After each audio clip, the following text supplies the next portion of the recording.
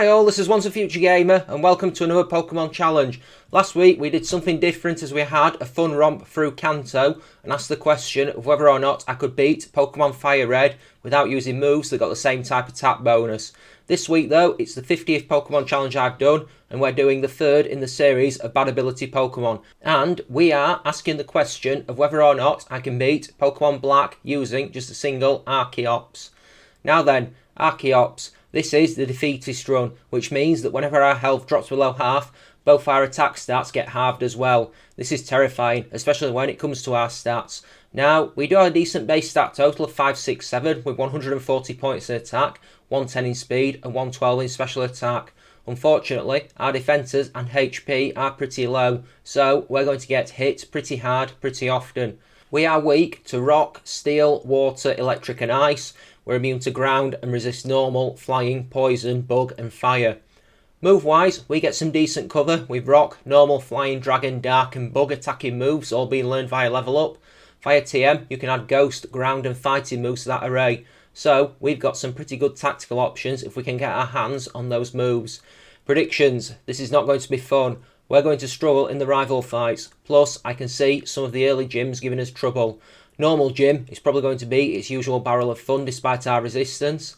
The electric gym will likely be annoying. I can see Clay's Excadrill causing us problems too. Then the Skylar's Swanner. And then Bryson's team as well. Of the Elite Four, Marshall will probably cause us the most problems since a lot of his Pokemon have rock moves which are super effective against us. N will be bad, but I'm actually strangely confident about Getsis because I already worked something out about that. Just the rules then. In combat, I can only use Archeops and until it evolves Archen. Other Pokemon will be needed for HMs but unable to fight. Only held items and Pokeballs in battle. I know I banned held items for the Slaking and Regigigas runs, but they are a lot better than Archeops, nearly 100 base stat total points better, so I think it might be justified here. I can heal outside of battle. Last of all, no glitches or exploits. If you do enjoy what you see here, then like, subscribe and ring the bell. So, Archeops. The only Pokemon whose Pokedex number and base stat total are the same. Fun fact for you. I use the Universal Pokemon Randomizer to replace Tepig with Archen, so that I can do the whole run with it. I chose to replace Tepig so that our rivals will have Snivy and Oshawott, which will likely be the hardest two for us to fight. We have the Archen until level 37, so grinding up there is not going to be fun. Still, even then, Archen has a base stat total of just over 400, which is still better than most Pokemon we use in these challenges. We have our first fight shortly afterwards as we face Bianca's Snivy and immediately one-hit it with Wing Attack. That went pretty well. Apparently if you beat both Sharon and Bianca without taking a hit, there's some secret dialogue. We face Sharon and his Oshawott shortly after, but we do get hit so we don't find out as his Oshawott hits a tackle, but we take it out with a Wing Attack and a Rock Throw. Our Archen has the mild nature, so increased special attack and lowered defence. I'm not entirely happy with that, but it'll have to do. I'm not planning on using the special attack, and it means we're a little bit more delicate than we would be otherwise. I nickname our Archen Archeops and move on. It was going to be Archeops, but I couldn't fit it in. Maybe I should have spelled it differently. Ah well, I digress. Let's go grind up some EVs. We've got a lot of fights ahead. At least, we are pretty tough as we lay into the Patrat and Lillipup population. A stab wing attack is pretty good to have at this point in the game, especially when we are a physical attacker. We can one-hit most things before they start to hurt us, which will be massively useful with our ability. Defeatist probably isn't going to be quite as bad as Truant, but it's not going to be ideal, particularly across longer battles. When our opponents start to use 3 and 4 and 5 Pokemon, we're probably going to take a battering if we can't end them quickly. Challenge 50, huh? To quote a wise man, it feels like I've come a long way since I first started with Glameow back in August last year. That was in Pokemon Pearl. And then, the second challenge was in this very game with Mienfoo. Good old Norris. We have a fight with N upcoming, the first of many in this game, and I'm not really worried about this one. He only uses a Purloin. And when it comes to facing that said Purloin, Archeops one-hits it with a Wing Attack, meaning that we rock his entire ideology to its core, or something to that effect anyway. No sooner have we gotten that out of the way and started up on the road, Bianca reappears for another fight, and before long we're throwing down outside Striaton City. Now, I'd like to say that this one is a challenge, but she uses a Lillipup, which we've had plenty of experience knocking out already, and I can't really say is much of a challenge, as both it and the Snivy out after go down to solitary wing attacks each, and before long we're on the road again. In Striaton City, we have got another Sharon fight, and I did some power training outside of town, so we're rocking a decent level by this point. I will probably need it ahead of the always awkward normal type gym, so sorry not sorry. Anyway, both his Oshawott and his Purloin are very quickly dispatched with a wing attack apiece, and just like that, we're heading out into the first gym. Here, we're going to fight Cress, the water type specialist, which will not be good because he can hit us for super effective damage. Part of the reason why I chose to replace Tepig as the starter. I'm a little worried about what might actually happen here. When the fight begins, that well-known water-type Pokemon Lillipup comes out first, but Archeops swings those wings and takes it down with a single hit. Now comes his ace, Panpour, and I doubt we are going to one-hit it with Wing Attack, and I'm proved right as it survives and hits a water gun that doesn't drop us below half. He heals, but we can take it out with the next attack. That was easy enough. It's Sharon again shortly after, and time to put him to the sword, or the beak, I guess. Archeops faces off with Oshawott, and we one-hit it with a wing attack, and that I'm pretty surprised about. I bet we don't do that when it evolves. I get the option to learn Ancient Power and turn it down before we one-hit the Purloin with wing attack. Let's carry on. The next major fight is another rival one, this one being versus N. When this fight comes, it's over almost as quickly as it begins, as a flurry of wing attacks hit down his team, taking down first P-Dove, and then Timpole, and finally the Timber in quick fashion. So yeah, that was easy. The next major fight won't be though, because we've got the normal gym next. This gym always seems to be one that gives me trouble when I do this game. Lenora can be pretty annoying, not least because we have to deal with being intimidated at the start of the fight by Herdia. I do throw a couple of double teams up that do get hit by 3 takedowns that wipe out most of our health, despite us hitting Herdia hard, although a lot less harder as the fight does go on. This was always going to be the issue. We do put up another double team versus Watchog, but barely inflict any damage on it with wing attack, and as a result it takes us down at the second attempt with Crunch. That's part of the Pokemon Black checklist ticked off then, getting my ass beat by Lenora. I grind up to level 25 and hopefully this will make a difference. It doesn't go quite as bad as before, but once Defeatist kicks in, we are still struggling. We can at least 2-hit Herdia if we don't drop below half, which is something, though the Watchog can still hit pretty hard. We get unlucky on the second attempt and get put to sleep with Hypnosis, though it doesn't last long. Once she heals it, we are pretty much doomed to defeat. I have a third attempt and put an Oranberry on for this fight on the grounds that it might give us a minor second wind at avoiding Defeatist. We very swiftly 2-hit the Herdia without taking damage after it goes for Leer, which could actually be bad if we do get hit. Watchog comes out and we inflict massive damage on it with Wing Attack before it misses Hypnosis and we take it out with another Wing Attack for the win. Boom! Next major fight is the Bug Gym, and this one could go either way.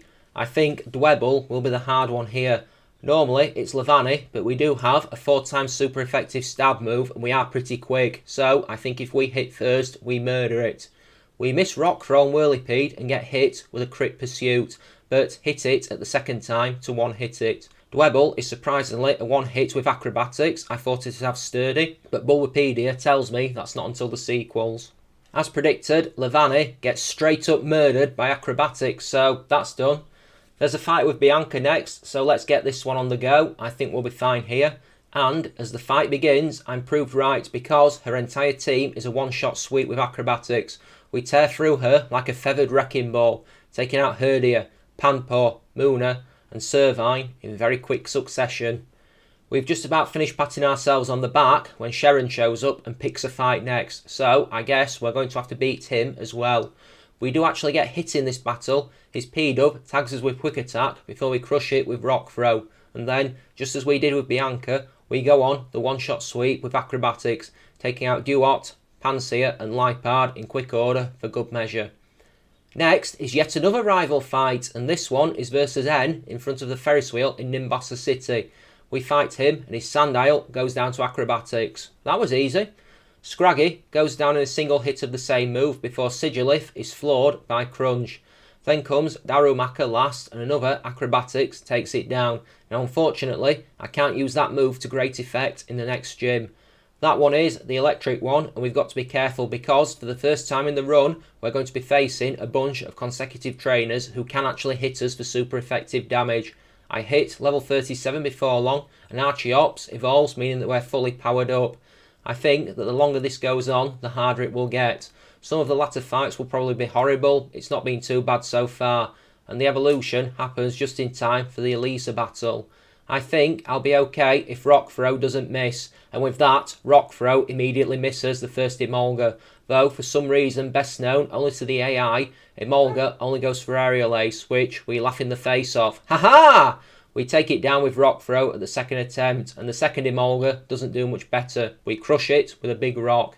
The Zeb Striker goes down to a single dig, although I do confess to some worry for a moment. Oh well, let's move on. Next is Sharon once again. This could go a whole lot worse as we one-shot sweep through his entire team with considerable ease with acrobatics, though we do get smacked with a fake out from Lipard.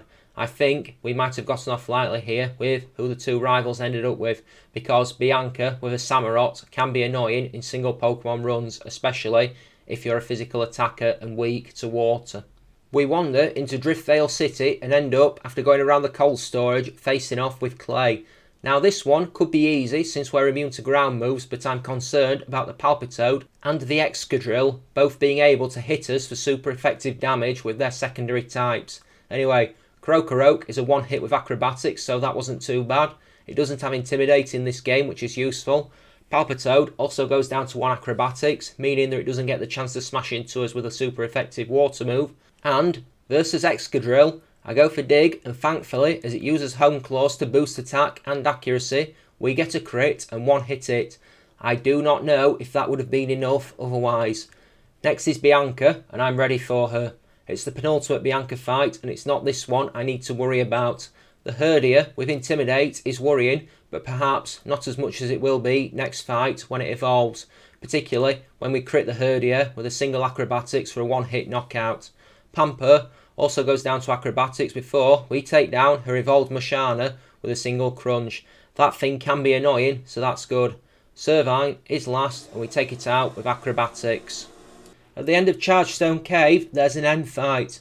Before then, while we're going through, I might as well go into some thoughts on the various challenges I've done. This is a kind of anniversary after all. Challenge 50, 10 Gen 1 challenges, 9 in Gen 2, 17 in Gen 3, 6 in Gen 4, 6 in Gen 5 if you include this one, and 2 in Gen 6. It's been nearly a year, and it's a pretty good record of nearly 1 a week for that time. I know it's not quite been a year yet. I'm proud of it. Easiest challenges, probably this game, Pokemon Black with Axew springs to mind. There have been some Gen 1 challenges that were pretty easy, like Psyduck, Clefairy and Tentacle. Emerald with Capnea was pretty easy. Hardest ones, oh boy. This game with Swinub, Pokemon Black again, was awful. Once again I did Black with Beedrill, and that was pretty bad. I've done some Emerald challenges that weren't particularly pleasant. Cyndaquil, Growlithe, Magnemite all spring to mind. Pearl with Bronzor wasn't pleasant because that was often a slow death waiting to happen. Fire Red with Makahita was pretty unpleasant too. Pearl with Shinx wasn't good. You know it's bad when you have to double team for 3 of the 6 major fights at the end of the game. I've done Silver with both Togepi and Pichu, so those weren't easy either, but I suppose with hindsight, they were far from the worst I've done. Considering Pichu is easily the weakest Pokemon I've ever done one of these games with. I mean, there's some that were pretty middle of the road, not unbearable, but not a doddle either. Ones like Red with Vulpix, or Pearl with Ponyta, or Y with Litleo. I'd probably have more examples that didn't involve fire types if I kept on going. Oh, there, I've got one. Silver with Meowth. There, Meowth isn't a fire type. At least not yet anyway. Give it time.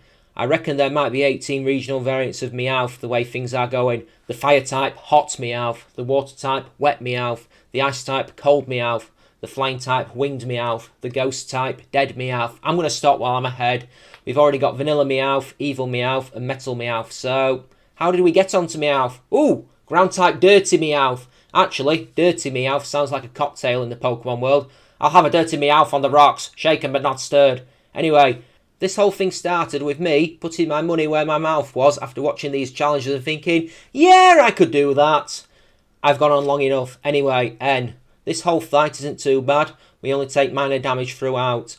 Boulder is a 2-hit, going down to Bulldoze and Crunch, surviving thanks to Sturdy, which is the bane of these challenges, and part of the reason why I cited Black with Axew as being quite easy. It only goes for Iron Defence though.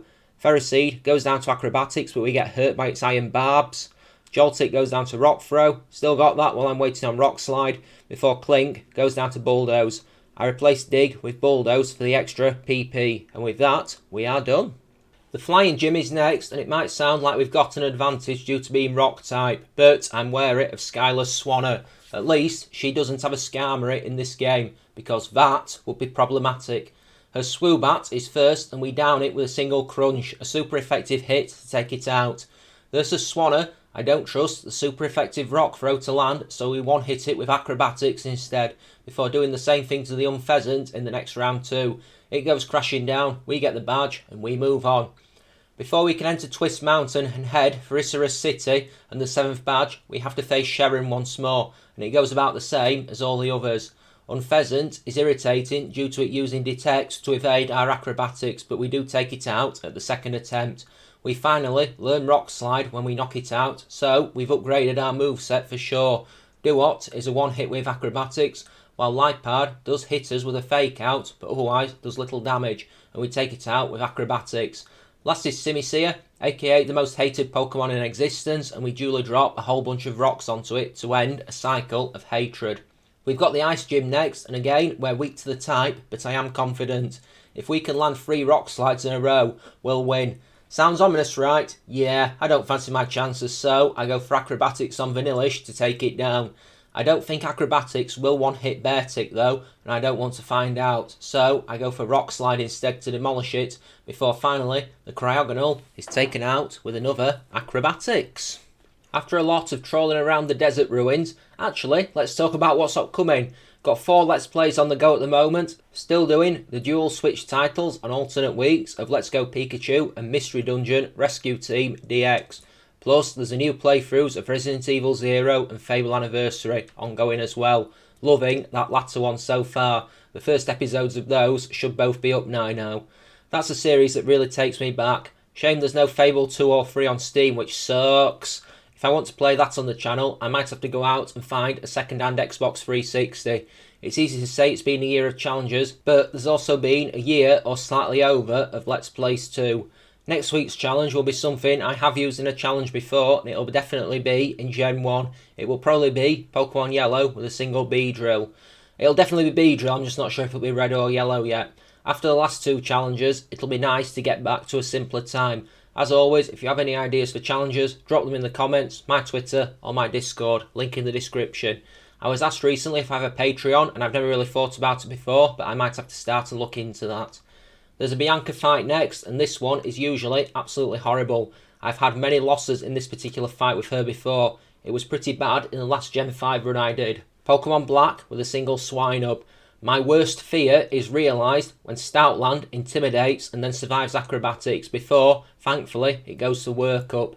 Double thankfully, she heals it and we can 2-hit it from full health with Crunch and another Acrobatics. Simipour is a one-hit with Acrobatics, which is a relief because that is a very scary prospect on her team. Serperior is a one-hit with Acrobatics before Mashana survives Crunch before taking the one chance it has to attack by going for Lucky Chant. She drops a heal on it, but we 2-hit it with Crunch. I was worried about an awful lot of nothing there. The final gym, the Dragon Gym, is next, and we've got to get past Drayden. I mentioned it earlier, but Pokemon Black with a single Axew might well have been one of the easiest I ever did. Fond memories of that one with one of my favourite Gen 5 Pokemon. Fracture is not a problem, we one-hit it with Acrobatics. Drudigon though is usually an issue, the big old red-faced dragon. We hit it with a Rock Slide to try and avoid the Rough Skin ability, but it just narrowly survives and hits us with a Night Slash. He heals it, we Rock Slide it again and it narrowly survives. He heals it again and we take it out with 2 Crunchers, though we take decent damage from the Rough Skin. Not good. That thing usually is annoying. Last is Haxorus, and I think it's going to Dragon Dance, so I go for a Bulldoze to wreck its speed, just to make sure it doesn't outspeed us. We do about half its health in damage, and it then hits us with Dragon Tail to drop us to about a quarter of our health. Uh-oh! Now my defeatist ability is active, and I'm not going to hit as hard. Anyway, we take it out on the next turn, thankfully, with acrobatics. 8 badgers down. There's a Sharon fight next, the final one of the game, and this one I'm confident about. He's not been that much of an issue throughout the whole game, so we're probably going to win easily again here. We take his unpheasant out at the second attempt with acrobatics, thanks to it using detect to avoid the first move. When Samurott comes out, we hit it with massive damage from rock slide, but crucially, we don't get the flinch, and it one hits us from full health with Aquatail when we're 15 levels higher. Well, damn. I don't bother leveling, I just go straight back into it. I figure with the maths, a stab rock slide wasn't quite enough, but a stab acrobatics will do a lot more damage, and they're both neutral versus a pure water type. So yeah, Unpheasant doesn't screw me around this time with detect. It goes down to acrobatics before the Samurott out next is taken out the same way, and we get sweet revenge. Lipard doesn't survive acrobatics either, and when the Simisear comes out, we rock slide it into oblivion. Done! As we go through Victory Road, I might just talk about Gen 5 while I'm here. I know it's quite a polarising Pokemon generation, but I do enjoy doing challenges in these games. As long as it's not a Swinub, anything but a Swinub. There's plenty of Pokemon in these games that I do like. There are plenty I wouldn't mind doing challenges with either in this game or later on in Gen 6 or 7. It's a tough game to beat. The DS titles are quite hard to challenge in general, especially compared to the games in Gens 1 and 2. Question of the day, who's your favourite Gen 5 Pokemon? I like Sandile, I like Axew. I actually quite like what I'm using now. It's a gimmick Pokemon for sure, but it's cool. I think I had it suggested to me to do a Gen 5 game with Audino, which might well be an upcoming challenge, but probably not for a few weeks at least. Anyway, we're at the Pokemon League, and here are our stats. The attack, absolutely great, but remember, we're one bad hit away from having it halved. Speed is good. I'm concerned about both of the defences, but we knew that going into it, plus the low HP too. This has potential to go real bad, real quick, despite how smooth it's gone so far. We saw that versus Sharon. Drop your guesses on if I can do this at this level or not. Now! So, I figure one of these might actually not be too bad as I meander out to face the Elite Four. I'll leave that trainer until last, and I figure I'll go after Caitlyn first. We have a super effective move, so I guess I'll see how that does. The face-off with the Psychic Trainer goes incredibly well, as we one-shot sweep her entire team with Crunch, taking out first Reuniclus, then Sigilif, then Gothitelle, and finally the Mashana with the Dark-type move. Excellent! That went pretty darn well. I'll go hit Grimsley next, I'll see how we do there. We do have super effective moves on some of his Pokemon, so we may be okay. When it comes to the Dark-type specialist, it goes in differently. So, we take Scrafty out with a single acrobatics. That's fine. Bisharp is next though, and I'm glad it's not Crocodile. We hit it with Bulldoze. I'm still smug at this point, but it survives, and the attack gets boosted by Defiant. Eep. It then one hits us from full health with Metal Claw. So, that was pretty bad. We make a try on Marshall instead next, and I'm a little leery of this one. His fighting types do tend to have a lot of rock moves in their arsenal, so they can hit us with good attack stats and super effective damage. Plus, fighting isn't a type we resist thanks to being part rock type. It goes pretty well, but I am concerned for a moment. So, we one hit throw with acrobatics, that's not a problem, and that thing can be tanky. I fling a rock slide at Sork because it has sturdy, but we don't get the flinch and it smashes us with Stone Edge, taking us below half health. We do finish it with acrobatics though. Conkeldurr is next, and I'm absolutely astounded when we one hit it with acrobatics. I didn't think that would happen. Mianshao also gets one hit with acrobatics, so we won. Now I'm not concerned about Chantal. This might be the easiest of the Elite Four. Have you managed to work out why yet? Now, we need to avoid getting burned, so for the first time in a while on the run, I do put a berry on Archeops for healing, just in case. The moment Cofagrigus comes out, we immediately Leroy Jenkins into it with Crunch, and it overrides our ability with Mummy. Tardia! The Roast Berry wasn't needed because we one hit it with Crunch. That's impressive because normally Cofagrigus is very annoying. Jellicent is one hit with Crunch. Chandelure, out next, goes down to a single Rock Slide before the final Pokemon, the Golurk, gets taken down with another Crunch. Let's head back to face Grimsley and see if we can do better this time. It couldn't exactly go much worse, I suppose. We one hit Scrafty with acrobatics again, and this time, versus Bisharp, I go for a Rock Slide, hoping for the flinch. We don't get it and it hits a metal claw again, but it doesn't drop us below half, so we can finish it off with bulldoze. Crocodile is a one hit with acrobatics, even with the intimidate, and I wouldn't have fancied our chances if it had gotten an attack off. Lipard hits us with fake out, but it doesn't drop us below half health, and we take it down with acrobatics. Elite 4 done! Just 2 fights left. First is the final battle with Ed, and this is always a slog the first time around, as we have to hook Pokeballs to his dragon. Well, he knocks our dragon out, and it's a real pain. I'm glad this doesn't cost us Pokeballs in this game. He never constantly attacks either, pilling about with screens and weaker moves when I want him to Giga Impact our dragon out of existence. This is the harder fight for Archeops, after all. Zekrom can hit us with super effective electric attacks. We get insanely lucky because Zekrom knocks Reshiram out with Giga Impact, and the first turn Archeops comes out, it's recharging, so we can hit it with Bulldoze. Get in! Next is Vanillux, who we one hit with Acrobatics. Caracosta is out next, and we get insanely lucky, hitting it with a Rock Slide, but no flinch. That wasn't the lucky part. The Stone Edge that gets fired back at us misses though, and we can take it out with Bulldoze. Next is Endzone Archeops for the mirror match, and we one hit it with Rock Slide before the Kling Clang comes out next. We hit a Bulldoze and it narrowly survives before hitting us with Metal Sound rather than attacking. We take it out with 2 more Bulldoze attacks after he heals it. Last is Zoroark, and it goes down to a single Acrobatics. Getsis is last then, and it is quite unusual here. Now normally we don't beat N first try, so I'm shocked when the Reshiram comes out and then I remember why. Anyway, we nearly get away with this. I have to let him knock Reshiram out again, but when Archeops comes out, we one hit Cofagrigus with Crunch, and we've not got Defeatist anymore. Next is Bisharp, who we hit a Rock Slide on, but don't get the flinch, and it drops us below half health with Metal Claw.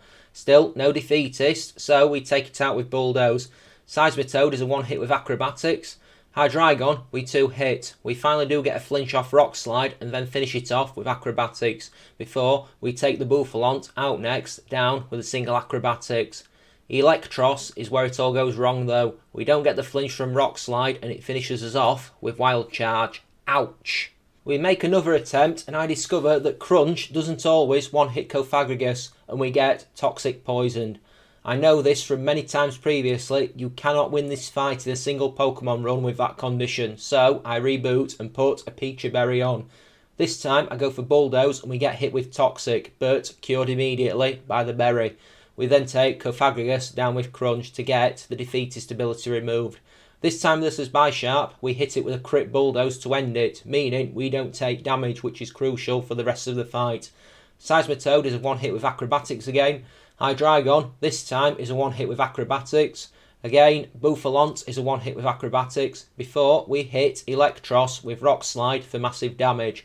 We don't get the flinch, but it goes to Wild Charge again, and this time we've got enough health to survive it. Plus, it's taken enough damage that the recoil damage defeats the electric type, meaning that we win the run.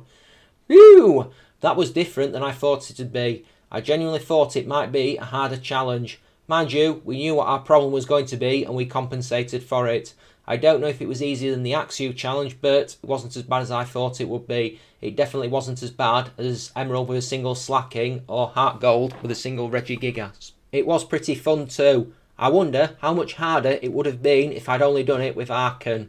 I don't know. Anyway, I hope you enjoyed it.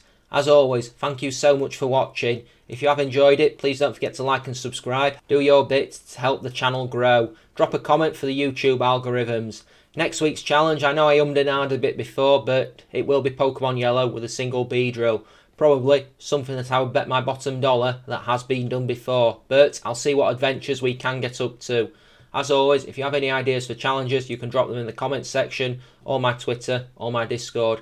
The links are in the description, as well as links for all my other YouTube playlists. Come on by, say hello, I don't bite.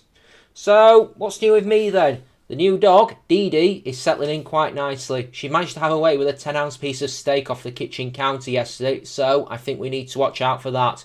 She's so delightful though. Definitely gave us all a laugh with that one. So yeah, not much else beyond that. Just getting used to having a dog in the house again, because that week and a half when we didn't was pretty rough. I'm pretty good then, so not much more to report. Still playing a lot of games, still working, still sleeping. getting a bit more exercise in now that we've got the dog again, going back to taking long walks. So just mainly that really. Weather's okay at the moment, not too hot, not too cold, just the way I like it. I've not really got too much more to say, so I figure I'll call it a day now. You've listened to me enough. As always, this has been Once and Future Gamer. This has been Pokemon Black with a single Archeops. This has been challenge number 50, and I will see you next time. Bye bye now. Have a great day. See ya.